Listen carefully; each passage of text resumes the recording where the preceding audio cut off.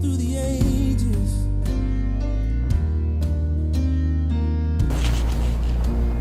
For 50 years, Warner Robins Christian Methodist Episcopal Church has stood as a beacon of hope, a place of worship, and a home of generations of believers. Built on an unshakable foundation, our story is woven through the testimonies of those who lived it. Join us as we celebrate 50 years of faithfulness through the voices of the people who helped shape our journey. Be on the lookout for various episodes of testimonies from members who have been with us all 50 years and more. Good evening. This is the one of two of our last installments of the 50th anniversary video series, and I am here with the man with the plan who brought two churches together and helped bring us to Warner Robins CME. So we're here to interview him, Reverend Dr. Donald R. Jordan. Good evening. Good evening. So in our series, we have spoken with members that go as far back, well, most of them go as far back as Sandy One and Oak Ridge. And they've told us how it evolved and how we got to this point. I guess today what I'd like to know from you was, when did you come to a revolution that it was time to merge into one congregation? Okay, well, thank you, Chief, for giving me this opportunity. It's such a blessing to be a part of a 50-year celebration. It's a good day to be alive. I would have to go back to before I got here. I was in class, in worship service, and the Lord gave me a vision of a church that kind of put me in the mind of an airplane. Okay. The wings were overflowing, had 3 choir stands in there, and so I sketched all of that down, and to have larger than usual bricks. I didn't know exactly, but I just wrote all that stuff down. And I thought that was going to come together with my first appointment as a pastor in Rochelle, at the Rochelle Circuit. I was assigned to pastor the Rochelle Circuit. There were 2 churches on there. Myers Chapel, Hosey Chapel, and Hosey Temple, Myers Chapel, and White's Chapel. 3 churches, 15 minutes apart. Oh, wow. And I tried to get them to merge. This was my first year, and I didn't know any better. But I just knew, the Lord put it in my spirit that, we got a handful over here, a handful over there, a handful of all these. Why don't we merge? And so I tried it. I had a meeting, and we talked about it. And this was after I had been there probably about 6 months, had done some remodeling at one church, and I started the remodeling at the other church, my first assignment. But the people at White's Chapel, they were not going to have it. They called my presiding elder, Reverend J.L. Key, and he had to come down. They locked the church and said that they were not going to let me preach. Oh, wow. And they were not going to come back to church unless I moved. Oh. He came in, he talked to me, then he went and spoke to them, and he said, well, this is his first church. I promise you, he's not going to talk to you all anymore about merging. He He said, well, as long as you don't talk to us about merger, then we fine, but we ain't going nowhere. The church was in the middle of a field. Okay. And I mean, an actual cotton field. And when they plowed it, that guy who owned the land around there had to come down and make a path for us to get to the church. And they didn't want to move. Wow. But after I came back, I didn't go back the next year.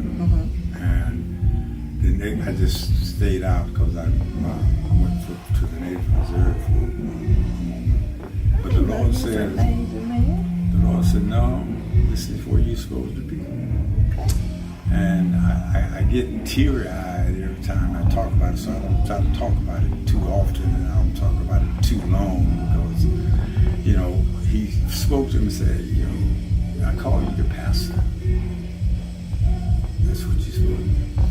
And so I came back and I called my presiding elder, Reverend Key. I said, I want to pastor. I want to go back. And he said, okay, I'll see what we can do. Well, we came back and we went to annual conference, and they had St. Luke was open in Millersville, but we had a new Bishop J.C. Cole. Okay. And he had been hearing about Warner Robins was a growing, thriving church, a city. Mm-hmm. And he said, we need to have a church there. We have two small churches, but we really need to have a major church in that city. Mm-hmm. And he asked Reverend Kikos, he didn't know me. He said, as the presiding elder, who can we send to do a new church? And Reverend Key, without hesitation, he remembered, he said, I got somebody I know that got nerve enough to do it. It's like he already tried it. Yeah. He said, he'll go, he's not afraid to attempt to get the job done. He said, because he's remodeled two of the churches where he was his first year. Mm-hmm. He's a rookie. Right. You sound like my grandfather. Yeah. When he first started pastoring, he had two churches, and that first church didn't have air conditioning. He went in, he installed air conditioning units. He did a lot of work in the first pastoral, so yeah, I get it. Yeah. And so I came here, but I learned something, and what I try to teach young pastors, those who will listen, is that churches don't merge because they need to. Mm-hmm. Churches only merge because they want to. Right. And that's why most of our churches fail. 95% of our churches who try to merge fail. Oh, wow. 95. How many you know on this district in the Central Georgia area? I've heard it talked about. It's come up a lot but every time it's talked about, nobody wants to budge because, this is our church. Yeah. But y'all are not growing. Y'all just taking up space. But I get it. As my pastor, my current pastor say, we used to tradition. And tradition, to me, sometimes tradition can get in the way of growth. Yeah. If you're not open-minded. Yeah. So two of the people that I interviewed, Brother Alton Mattox and Brother Henry Brown. Henry Brown remembers the vote that took place. I'm trying to remember which churches they were at.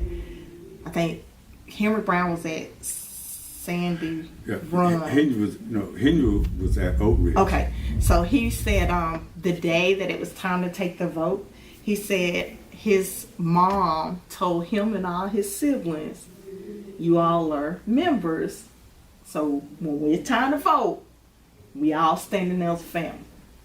And I was like, that's so cool, because he said he was only like 5, maybe 6. And then Alton Maddox told the story of how he became a member. Somebody left the money on the seat, and he saw it and called you, and he was like, just hold on to it till Sunday. And he said he took it home and brought it back the next Sunday, and next thing you know, he was on steward board. So the stories have been amazing. Even Alton Maddox told us the story of how the wall on this side collapsed during construction.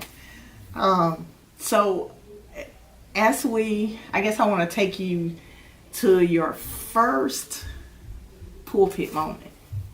The very first day y'all opened this place for people to come and worship. Well, What was your... Well, I remember that. I remember that well. But I would like to inject something, because we're making history, and if the story is not told by the lion, only the hunter will get the message across. That's true. You're right. And so, because this is 50 years, Yes. and to be here with my grandson Mason, that to know how the Lord has brought a vision to fruition, to this point of being 50 years, and when you give birth to something, it's like a mother giving birth to a child. Even though that child becomes 50 years old, mama is still mama. I'm an empty nester now, and so trust me. So I really want to emphasize in this celebration that, we started with the vision. I had a booklet I was going to bring, and I left it in the vehicle. That where we had our first banquet, building banquet. Okay. I sent you a picture of it, and you probably know what in the world that was with the afro and all that had gone now. But we had a banquet to raise money, and then when we got to the point of the people having a mindset, you had to. That make a difference. I mentioned for 2 years. I mentioned nothing about merging. That's awesome. I learned from that. From the first. From the first one, you gotta love the people first. And the people don't understand it, and I can speak from that. As a teacher, I hear other teachers complain, they so disrespectful. And in my mind, I'm going, where's your relationship? Have you built a relationship that lets them know you're a safe place? I even found myself reminding my students, this is a safe place. You need to talk to me in between me and you. And that's that. And so I get it, nurturing people so that they know Reverend Jordan loves us. Yeah. And then you bring in other people, new people, who they say, well, no, this is not my goal for this particular church. We're talking about building a new church. So even when we talked about having the vote, because there were a whole lot of things that went on. The church was thoroughly divided, as always. Yes. But if you don't understand the process where God is taking you through, you panic. Right. You give up. Because both Ascension and Oak Ridge had tried to build a church for 14 years. Oh wow! Now you just taught me something new, because I didn't know that. 14 years. Each one, Ascension was talked about building. Then Oak Ridge talked about building, but it never came to pass. And so, but when I brought members in who were new, so because a lot of people left both Oak Ridge and San Jerome. Oh wow! And so when the vote came down, there were people they brought in from all kind of places, but we had enough people To do who heard and listened to the Lord's voice right. about moving higher. That's awesome. Moving higher.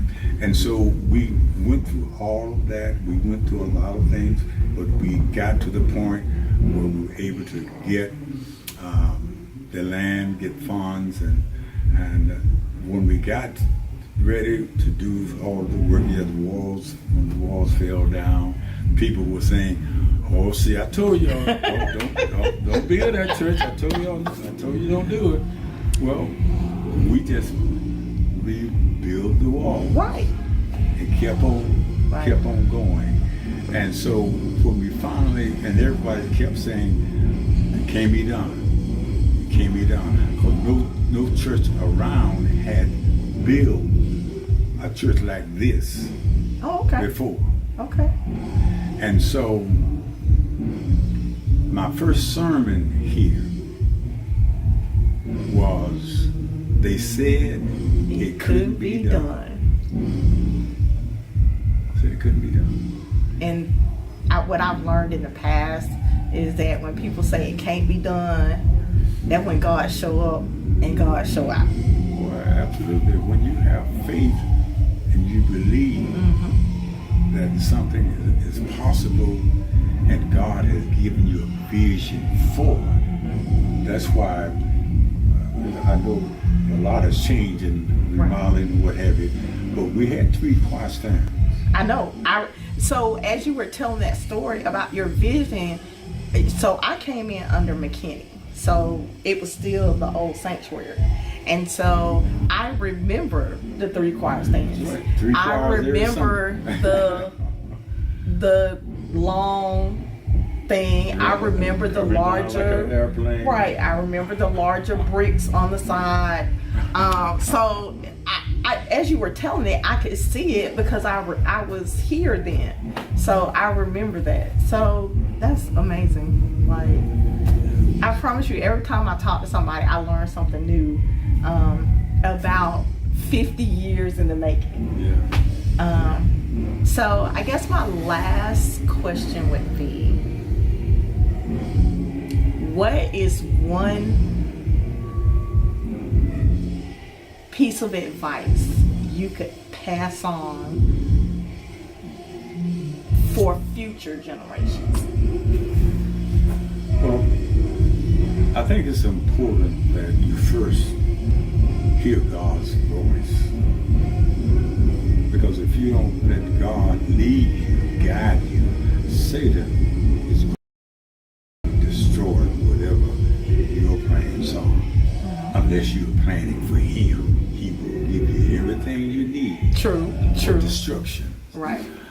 But I would say for anyone who's in the church, any young pastor, any member, that first hear what God is saying. Don't try to build a building just because you want to do it. Right. If what you have can be used, use it. If what you need more, God provides more. But make sure you listen to listen for His direction, listen to His word, and be prepared for the enemy to come against you. If you're not prepared for the enemy, he's going to destroy whatever you want to do. Excuse me. But I think it's important that we listen to God's voice, and even for members who are looking for a new church. Lord, where do you want me? Where do you want to plant me so that I can work out my soul salvation, where I can fulfill the purpose? We've had so many individuals who have come to be a part of this church. Some of them came and they stayed for their season.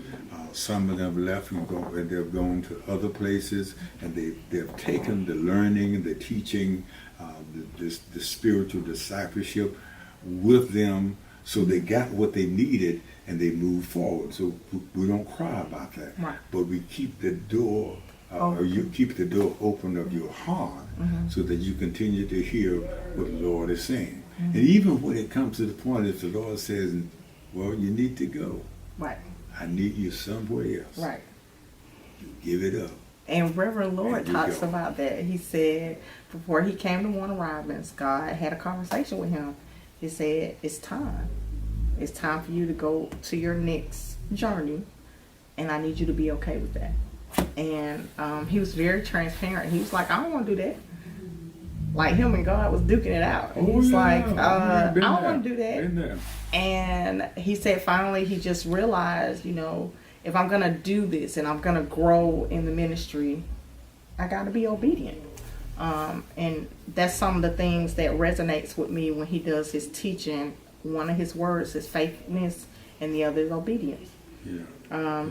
So I thank you so much for being a part of this. It has been, for me, because I'm Baptist, born and bred, Baptist grandfather / dad was a preacher. And as I got older, I became non-denominational because I just wanted somewhere where I felt welcomed.